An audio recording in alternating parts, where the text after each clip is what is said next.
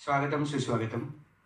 द्विधा या मराठी चित्रपटाच्या ट्रेलर लॉन्चच्या या सोहळ्याला आपण सगळे उपस्थित आहात. मी तुमचं मनपूर्वक स्वागत करतो.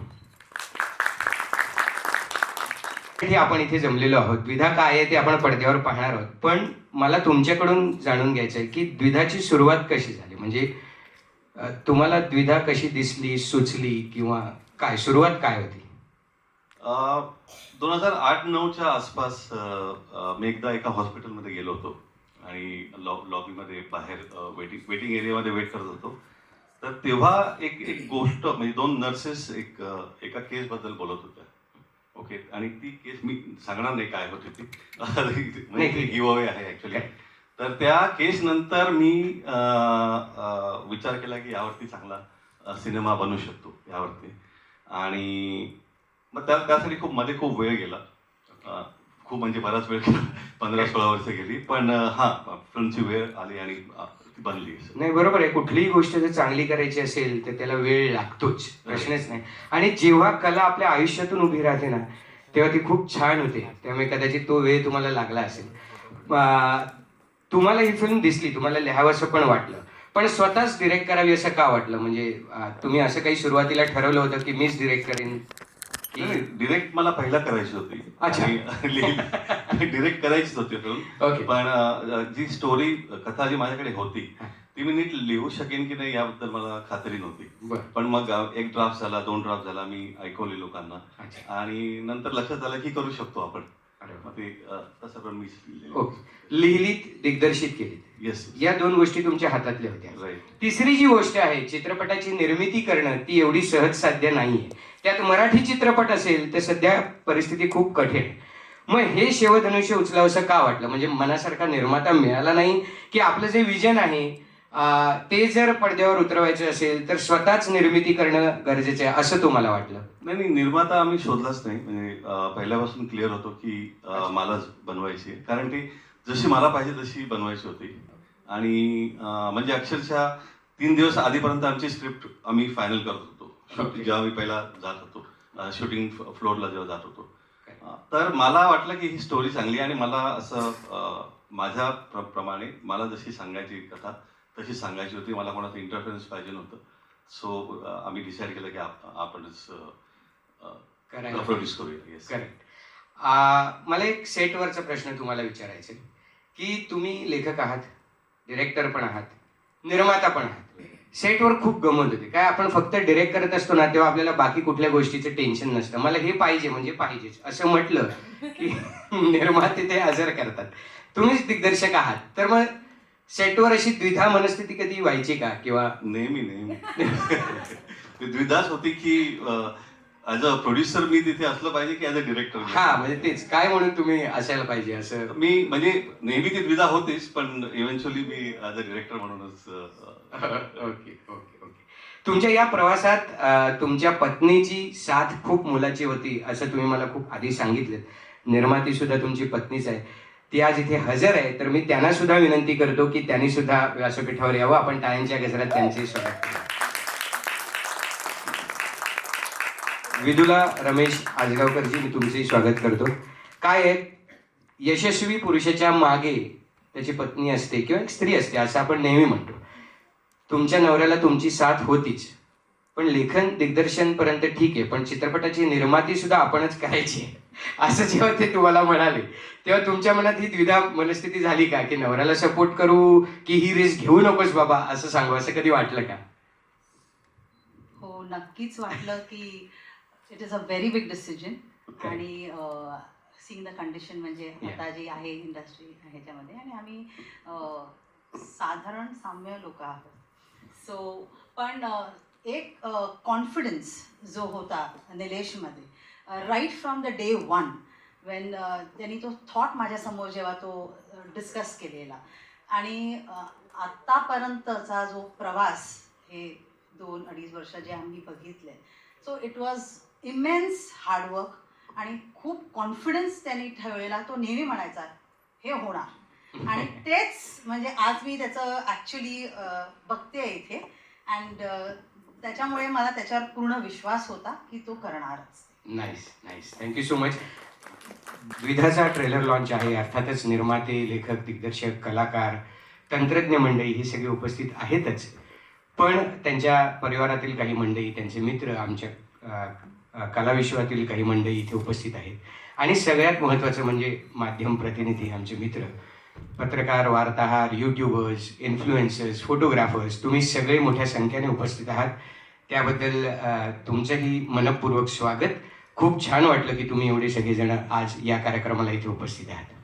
आणि आजच्या या ट्रेलर लॉन्चला विशेष अतिथी म्हणून, प्रमुख पाहुणे म्हणून एक असं व्यक्तिमत्व आपल्यामध्ये उपस्थित आहे ज्यांची ओळख केवळ महाराष्ट्रात नाही, भारतात नाही, तर अख्ख्या जगात आहे. कारण त्यांचे चाहते केवळ महाराष्ट्र, भारत नाही, तर भारताबाहेर देखील आहेत. त्यांचं नुसतं नाव घेतलं तरी आपल्या चेहऱ्यावर नकळतपणे हसू फुटतं आणि आपल्या डोळ्यासमोर नाचणारी त्यांची प्रतिमा अक्षरशः उभी राहते. असे आपल्या सगळ्यांचे लाडके राष्ट्रीय पुरस्कार विजेते नृत्य दिग्दर्शक गणेश आचार्य आपल्यामध्ये उपस्थित आहेत पाहुणे म्हणून. त्यांच्या कडकडाटात आपण त्यांचे स्वागत करूया. Thank you so much sir. काय आहे, ट्रेलर लॉन्चचा सोहळा आहे. ट्रेलर छोटा असला तरी दिवस खूप मोठा आहे, क्षण खूप मोठा आहे. त्याचं तसं कारण आहे, कारण कुठलीही गोष्ट जेव्हा आपण आयुष्यात पहिल्यांदा करतो तेव्हा ती आपल्यासाठी खूप स्पेशल असते. म्हणजे अगदी लहानपणी आपण पाटीवर पहिल्यांदा अक्षर गिरवलं असेल, किंवा सायकल चालवायला शिकलो असू, किंवा कॉलेजचा पहिला दिवस असेल, किंवा पहिलं प्रेम असेल. हे पटकन रिलेट होतं. हां, तर वय आणि घटना वेगळ्या असल्या तरी एक गोष्ट कॉमन आहे, ते पहिले पण. कारण एखादी गोष्ट जेव्हा आपण पहिल्यांदा करतो तेव्हा ती आपल्यासाठी खूप स्पेशल असते. आणि आजच्या आपल्या चित्रपटाचे निर्माते निलेश नाईक यांची निर्माता म्हणून ही पहिली फिल्म आहे. आणि केवळ निर्माता म्हणून नाही, तर लेखक म्हणून, दिग्दर्शक म्हणून आणि निर्माता मिळून तीनही भूमिकांमध्ये त्यांची पहिली फिल्म आहे. टाळ्या वाजवून आपण त्यांचं अभिनंदन करूया. आणि मी त्यांना व्यासपीठावर यायची विनंती करतो. त्यांच्याशी गप्पा मारूनच आपण या कार्यक्रमाची सुरुवात करणार आहोत. की मी निलेशला कसा भेटलो. निलेश आणि माझा प्रवास मला वाटतं 20 वर्षाचा आहे. मी 20 वर्षापासून ओळखतो त्याला ॲज अ एडिटर. हा फिल्म एडिट करायचा निलेश आणि आमची बोलणी व्हायची. मी फर्स्ट फिल्म बनवलेली 2007 मध्ये. टायटल होतं स्वामी, मनोज बाजपेयी, जुही चावलाची. सॉंगलेस फिल्म होती, खूप इमोशनल अशीच फिल्म होती एक्झॅक्ट. आणि पहिल्यांदा प्रोड्यूस करत होतो, डायरेक्ट करत होतो मी. माझे वडील नव्हते, पण आईला मी सांगितलेलं की फिल्म बनवतोय, याच्यामध्ये पैसे येणार नाही, आर्ट फिल्म आहे, म्हणजे गाणे नाही आहेत, गणेश आचार्य कुठेच नाही त्याच्यामध्ये, पण वेगळं आहे. तेव्हापासून मी निलेश ओळखतो. निलेश खूप प्रभावित होता आणि मला ही फिल्म बघून स्वामीचीच आठवण आली. त्याच्यामध्ये खूप सुंदर पिक्चर बनवला आहे. मी फिल्म पाहिली आहे निलेशची पूर्ण. खूप चांगलं काम केलं आहे सत्यजी आणि मानसींनी आणि या लोकांनी. एकच गोष्ट बोलीन की अशा फिल्मला थिएटरमध्ये जाऊन बघितलं पाहिजे. सगळ्या मुलांना, सगळ्या फॅमिलींना जाऊन, कारण की फिल्ममध्ये जे इमोशन्स आहेत ना ते खूपच छान आहेत. बहुत मुश्किल से बेसिकली बाप बेटे की कहानी बनती है जी. तो ये फिल्म जिस हिसाब से निलेश ने, सॉरी मी हिंदीमध्ये आलो, मला मराठीत जमत नव्हतं. तो क्योंकि ये जब कहानी ऐसी फिल्म देखता हूँ तो मुझे बहुत थॉट्स आते हैं. बिकॉज जब मैं 10 साल का था मेरे फादर की डेथ हो गई थी और मैं उनको बाबा ही बोलता था, क्योंकि मेरी माँ महाराष्ट्रन है, मराठी साउथवाडची आई आणि वडील साउथ इंडियन, बाबाच बोलायचे. तो वो जब मैं 8 साल का था तब उनकी कुछ चीज़ें मुझे सुनाई देती थी. वो सुनाई देते हुए आज भी जिंदा है मेरे लिए, क्योंकि वो जो बोलते थे उसके वजह से आज गणेश आचार्य है. क्योंकि उनको डांस मास्टर बनना था फिल्म लाइन में. अच्छा. उनको कोरियोग्राफर बनना था. वो मुझे कहते थे बार बार कि मैं डांस मास्टर नहीं बन रहे. तो मैं सुनते सुनते मैं आज इस पोजीशन पे आया हूँ. तो बेसिकली फादर और डॉटर और ये, और मैं बहुत रिलेट करता हूँ क्योंकि मेरे को भी एक बेटी है. मैं बहुत ही प्यार करता हूँ उससे. हाँ, मुझे पता है, उनसे भी बात हुई थी. हाँ, तो मैं यही कहूँगा कि बहुत अच्छा ट्रेलर है, बहुत अच्छी फिल्म बनाई है. लोग जाए इसको थिएटर में देखें। बहुत टफ काम होता है कि एक डायरेक्टर का विजन जो होता है, जो खुद प्रोड्यूसर बन के सामने लाना।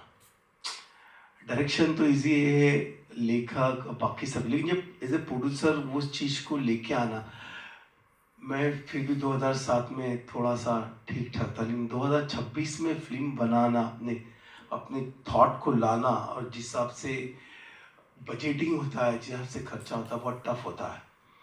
तो मैं ये चाहूँगा कि ये फिल्म थिएटर में जाए, लोग देखें, उसको अपनाएं। बहुत ही प्यारी फिल्म है, खूपच सुंदर पिक्चर आहे, मनाने बनवलेली आहे. आणि निलेशचं जसं मन आहे, जसा तो मुलगा निलेश मला 20 वर्षापासून आता दिसतो, तो तसाच आहे, भाऊक, इमोशन्स. आणि जेव्हा तो मला माझ्याकडे घेऊन आला पिक्चर आणि मला दाखवली पिक्चर, तेव्हा मैं निलेशला बोललो कि प्रोड्यूसर दुआ करूँगा कि फिल्म बहुत चले, इसमें जितने पैसे लगे वो मिले, नाम मिले, क्योंकि अगर पैसे कमाने होते फिल्म को तो शायद ये प्रोड्यूसर नहीं होता। ये फिल्म इसने बनाई है अपने नाम को, अपनी पहचान को, कि मैं एक अच्छा डायरेक्टर हूँ, मैं अच्छी फिल्म बना सकता हूँ। इसलिए उसने, क्योंकि बहुत मुश्किल होता है प्रोड्यूसर्स के पास जाके एक डायरेक्टर कन्विंस करना, फिर वो अपने हिसाब से अपने आइडियाज़ बताएगा, फिर वो पैसे यहाँ, अरे नहीं इसमें गाने नहीं है, अरे इसमें ये है, इसमें बहुत सारी चीज़ें तकलीफ होती है। तो वो खुद डिसीजन लेता है कि हाँ मुझे करना है, और शायद उसको फिल्म बनाने से पहले ही पता था कि मुझे इस फिल्म के लिए प्रोड्यूसर नहीं मिलेगा, ये फिल्म कोई नहीं है, तो मैं ही करूँगा। और बहुत मेहनत से की है, भाभी यहाँ पे है और इन्होंने बहुत जान लगाई है, तो मैं बार बार यही कहूँगा, प्लीज़ थिएटर में जाके फिल्म देखो, आपको बहुत पसंद आएगी। Thank you thank you so much. मला वाटतं गणेशजी, तुम्ही बरोबर बोललात की निर्मिती करणं धाडसाचं होतं, पण असं आहे की फिल्म सुद्धा आपलं अपत्यच असतं. पिक्चर अपना बच्चे जैसाही होत आहे, तर त्यातल्या दिग्दर्शकावर त्यांच्यातल्या पित्याने मात केली, कारण आपला चित्रपट दुसऱ्याच्या हातात दिल्यावर तो कसा बनेल याचा धोका असतो. त्यामुळे पालकत्व स्वीकारून माझ्या मते त्यांनी ती फिल्म स्वतः निर्मिती करण्याचा निर्णय घेतला. खरंच धाडसाचं काम आहे तुमच्यासाठी. मी विनंती करतो सगळ्यांनी टाळ्या वाजवायला पाहिजे. आणि आज कळत नाही पण म्हणजे आता काय आहे, काळ थोडा पुढे आला. आम्ही आमच्या बाबांशी सहज संवाद साधतो. म्हणजे मी असं ऐकलंय त्या काळी मुलं बाबांशी समोरासमोर फार बोलतही नव्हती, आणि आता मुलं वडिलांना त्यांच्या नावाने हाक मारतात. तर बाप मुलांचं नातं आता इथपर्यंत, प्रेम तसंच आहे. मग त्यावेळी काय संवाद व्हायचा, म्हणजे तुमचे इतक्या सहजपणे वडिलांशी संवाद व्हायचा घरामध्ये? नाही, मी माझ्या वडिलांना खूप घाबरायचो. म्हणजे ते एकसारखे रागवायचे वगैरे नाहीत, पण तरी सुद्धा एक भीती असायची त्यांची. ते खूप शिकलेले नव्हते, म्हणजे आई सुद्धा शिकलेली नव्हती, पण त्याने आम्हाला शिकवलं. ते महाराष्ट्र वॉच कंपनी या ठिकाणी ते नोकरी करायचे. ज्यावेळेला ते नोकरीला लागले त्यावेळेला त्यांना ₹1 पगार होता. त्याच्यानंतर हळूहळू ते सगळं शिकत गेले, आणि मग ते घड्याळ कसं रिपेअर करायचं हे ते शिकले. आणि त्याच्यानंतर त्यांच्यावर एक खोटा आळ घेतला गेला. त्यावेळेला त्यांनी नोकरी सोडली आणि मग ते घरीच करायला लागले वॉच रिपेअरिंग, आणि त्याच्यावर घर चालत होतं. आम्ही 4 भावंड. तर त्या दरम्यान ते एकसारखे कामात असत, आणि काही विचारायचं म्हटलं तरी मला भीती वाटायची त्यांना. म्हणजे ते रागवायचे, मारायचे वगैरे अशातला भाग नाही, पण माहीत नाही, एक दरारा होता तो काळही तसाच होता की बरीचशी मुलं काही बोलत नव्हती वडिलांची. हो, अगदी अगदी. आणि मला म्हणजे फार प्रसंग नाही, पण एक प्रसंग असा आठवतो. प्रसंग नाही म्हणता यायचा, पण त्यांनी इतक्या हालाकीत सगळे दिवस काढले की म्हणजे धड काय म्हणतात, त्यावेळेला टेरिकॉटची पॅन्ट सुद्धा त्यांनी शिवली नव्हती. ज्यावेळेला मी नोकरीला लागलो त्यावेळेला त्यांना पहिली पॅन्ट शिवली मी. आणि त्यात एक गंमत असं व्हायची की ते वॉच रिपेअर करत असताना त्यातला एखादा पार्ट खाली पडला का मी सगळे कामाला लागायचो तो शिवण्यासाठी. कचरा काढून ते सगळं करून करून करून करून आणि त्याच्यात जर नाही मिळाला तर मग आमची वाट असं होतं. पण मला हेच आठवतंय की मी त्यांना पहिली पॅन्ट घेतल्यानंतर टेरिकॉट पॅन्ट शिवली तेव्हा त्यांनी मला जवळ घेतलं आणि नाही, मी समजू शकतो की ते जवळ घेणं तुम्हाला पुरस्कारापेक्षा कमी वाटलं नसेल तेव्हा, कारण आपल्या वडिलांना काहीतरी आपण घेतोय. कारण त्यांनी बोललेले शब्द जसे तुमच्या लक्षात होते तसेच त्यांनी घेतलेले कष्टही तुमच्या लक्षात होते, म्हणून तुम्ही कमवायला लागल्यानंतर ती भेट त्यांना दिली. पण तुमचं या क्षेत्रातलं यश अनुभवायला बाबा होते म्हणजे? नाही, ते म्हणजे थोडं काही पाहिलं असेल त्यांनी काही एकांकिका वगैरे करताना, पण ते 80 साली गेले. तर खरं म्हणजे 80 साली माझं पहिलं प्रोफेशनल नाटक आलं जे विनय आपटेने डिरेक्ट केलं होतं, मित्राची गोष्ट. तर त्यावेळेला ते नव्हते आणि मी एक आयुष्यातला पहिला सिनेमा जो केला होता बलूत या कादंबरीवरचा, अत्याचार असं त्याचं नाव होतं. त्यातल्या दया पवारांचा रोल मी करत होतो आणि त्याचं डबिंग चालू होतं. NFDCची फिल्म होती, भास्कर चंदावरकर डिरेक्टर होते आणि म्युझिक डिरेक्टर पण तेच होते आणि मी तो मेन रोल करत होतो. त्याचं डबिंग चालू होतं आणि डबिंग एकदा संपवून आलो तेव्हा मला आठवतंय दसऱ्याचा दिवस होता आणि घरी आलो त्यावेळेला कळलं ते गेले. तर त्याने तो सिनेमाही नाही पाहिला किंवा असं काही पाहिलं नाही. ते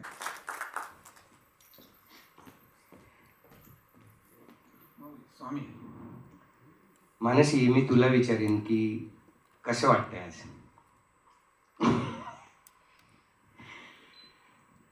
ऍक्च्युली प्रश्न तुझा बरोबर आहे, पण उत्तरही माझ्या मनात खूप काही आहे, पण तरी सुद्धा म्हणतात ना बोलायला शब्द फुटत नाहीये तशी परिस्थिती झालेली आहे आज.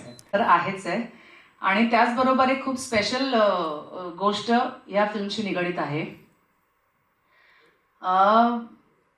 आत्तापर्यंत म्हणजे खेळायला खाली गेलीस आणि सांगितलेल्या वेळेपेक्षा 1 मिनिट जरी उशिरा आलीस तर घरात पाऊल टाकायचं नाही असं मी जिला सांगत आले, त्या मुलीचं आज ह्या क्षेत्रात पडलेलं हे पहिलं पाऊल म्हणजे माझी मुलगी ओवी. ऍक्च्युली खूप इमोशनल वाटतंय मला.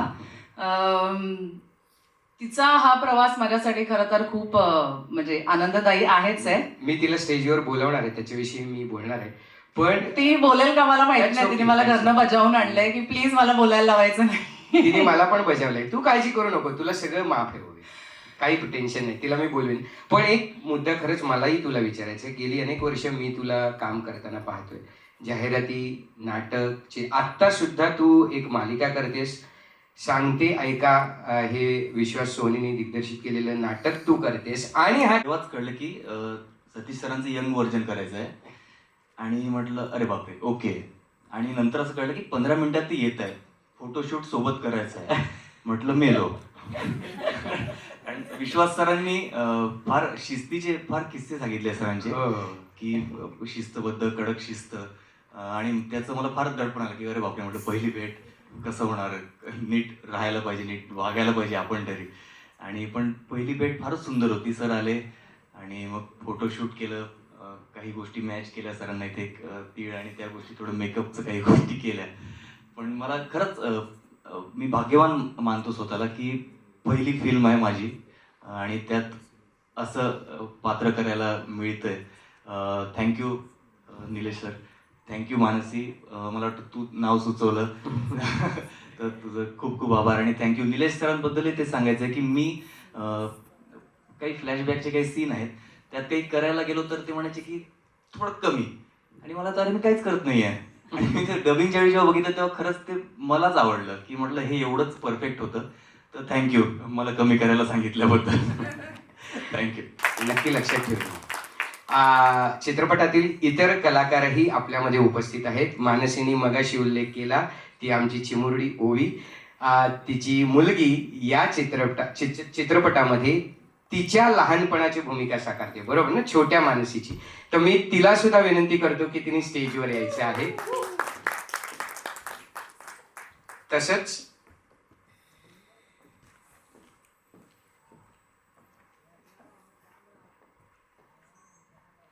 तन्वी आपल्यामध्ये उपस्थित आहे. हा, मी तन्वी कुलकर्णी हिला विनंती करतो की तिने सुद्धा यायचं आहे. पुष्कर आपल्यामध्ये उपस्थित आहे. मी पुष्करलाही विनंती करतो की त्यांनीही व्यासपीठावर यायचं आहे. तन्वी, मी तुला विचारेन, ओवी नको काळजी करू, मी फक्त माईक पास करायला सांगितलं. तुझा अनुभव कसा होता या चित्रपटाच्या बाबतीत? द्विधाविषयी तू काय बोलशील? खरं तर आता सगळ्यांचं सांगून झालं, माझंही अगदी सेम तेच मत आहे. मी मला वाटतं शूट सुरू झाल्यानंतर काही दिवसांनी जॉईन झाले होते आणि एक असतं ना असं की आता ऑलरेडी सेट झालं असेल सगळं, आपण नवीन जातोय आणि आता काय होईल. मला एकही मोमेंट असं वाटलं नाही की ह्या सेटवर मी आत्ता नवीन आली आहे, काहीतरी अनोळखी लोक आहेत. इतकं कम्फर्टेबल मला सगळ्यांनी असं केलं. आणि निलेश सरांविषयी आता हे बोलले, तेच एक्झॅक्ट माझं मत आहे.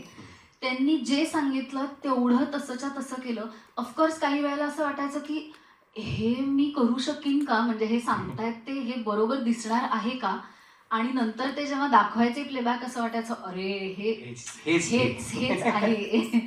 त्यामुळे खूपच चांगला अनुभव होता. मानसीबरोबर तर मला खूपच मजा आली काम करताना. It was an enriching experience. आणि अगेन मी म्हटले तसं